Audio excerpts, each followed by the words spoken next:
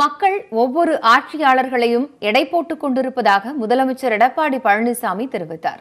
இந்நிலையில் ராணுவத்தையும் விஞ்ஞானிகளின் சாதனைகளையும் பிரதமர் மோடி அரசியலாக்கி வருவதாக திமுக தலைவர் மு.க. ஸ்டாலின் குற்றம் சாட்டியுள்ளார். அதிமுக கூட்டணியில் சிவகங்கை தொகுதியில் போட்டியிடும் பாஜக வேட்பாளர் ஹெச் ராஜாவை ஆதரித்து முதலமைச்சர் எடப்பாடி பழனிசாமி தொகுதிக்குட்பட்ட பகுதிகளில் தீவிர வாக்கு சேகரிப்பில் ஈடுபட்டார்.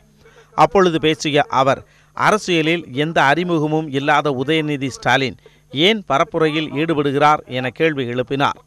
அனைத்தையும் மக்கள் கவனித்து வருவதாகவும் அவர் தெரிவித்தார். ராஜா போட முடியா, இந்த ராஜா போன அடுத்த ராஜா வரதுக்கு இனி எந்த ராஜா வர முடியாது. மக்களிடத்துல அன்பு இருக்கிறீங்க தான் வர முடியும். எவராலும் இனிமேல் பதவிக்கு வர முடியாது. இது விஞ்ஞான உலகம். இப்ப நாம் பேச பேச நேரடியா மக்கள் எல்லாம் பார்த்துட்டு இருப்பாங்க.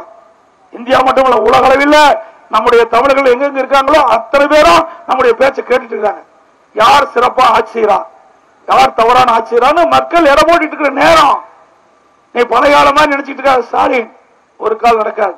உங்க பையன் இல்ல, உங்க பேரை வந்தா கூட மேல் நடக்காது. ஏன்னா பேரன்னு தயார் பண்ணிடுவாங்க. மத்திய நிதியமைச்சராக இருந்த ப. சிதம்பரம் தமிழகத்திற்கு எதுவுமே செய்யவில்லை என்றும் அவர் குற்றம் சாட்டினார். யாருக்கு கிடைக்க முடியாத ஒரு வாய்ப்பு கிடைச்சது.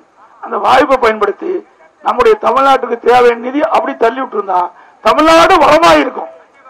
15 ஆண்டு காலம் ஆட்சி அதிகாரத்துல தான் திமுக. அப்பவோ ஒரு பதவியில் இருந்தார். அப்பவாவது தமிழ்நாட்டை கொஞ்சம் திரும்பி பார்த்திருந்தா, கணக்கன் பார்வை காட்டியிருந்தா போதும், செழிப்பா இருக்கும். ஒண்ணுமே செய்யாதவர்களுக்கு எதுக்கு பதவி? திருப்பத்தூரில் முதலமைச்சர் வாக்கு சேகரித்துக் கொண்டிருந்த போது கூட்டத்திற்குள் காளை மாடு ஒன்று நுழைந்தது. இதனை கவனித்த முதலமைச்சர் பேச்சை சிறிது நேரம் நிறுத்தி காளை மாட்டிற்கு வழிவிடுமாறு கேட்டுக்கொண்டார். பின்னர் சீறி வரும் காளை கூட தங்களது அன்பிற்கு கட்டுப்பட்டு அமைதியாக சென்று விடுவதாக பேசினார்.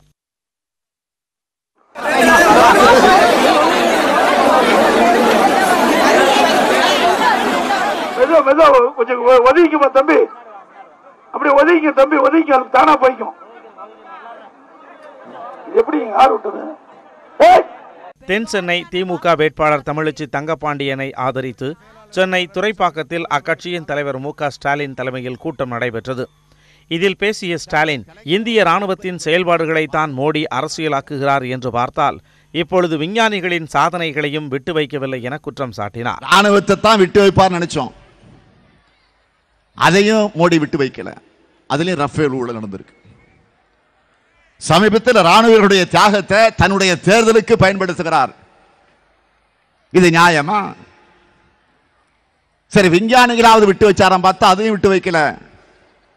விஞ்ஞானியுடைய சாதனைகளை இப்போ அவர் தேர்தலுக்காக பயன்படுத்தக்கூடிய அந்த செய்திகளையும் பார்க்கிறோம். தானே அரசு என்று செயல்படுகிறார், தான் மட்டுமே அரசு என்று செயல்படுகிறார்.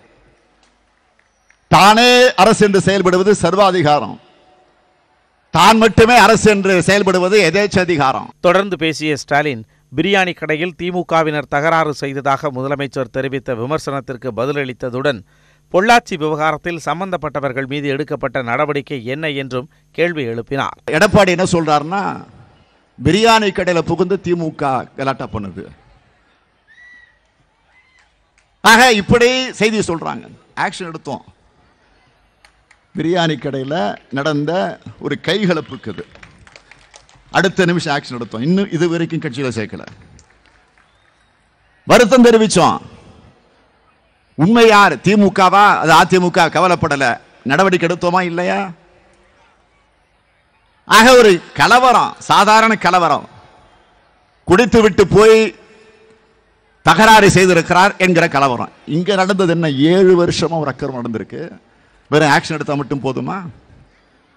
இதுவரைக்கும் எத்தனை பேரை கைது செஞ்சிருக்கிறீங்க? யார் மீது நடவடிக்கை எடுத்திருக்கிறீங்க? முன்னதாக தமிழ் மாநில முஸ்லிம் லீக் கட்சியின் தலைவர் ஷேக் தாவூத்தின் சகோதரர் அடையாறு ஷஃபீல் தலைமையில் அக்கட்சியைச் சேர்ந்த 1000த்திற்கும் மேற்பட்டோர் ஸ்டாலின் முன்னிலையில் திமுகவில் இணைந்தனர்.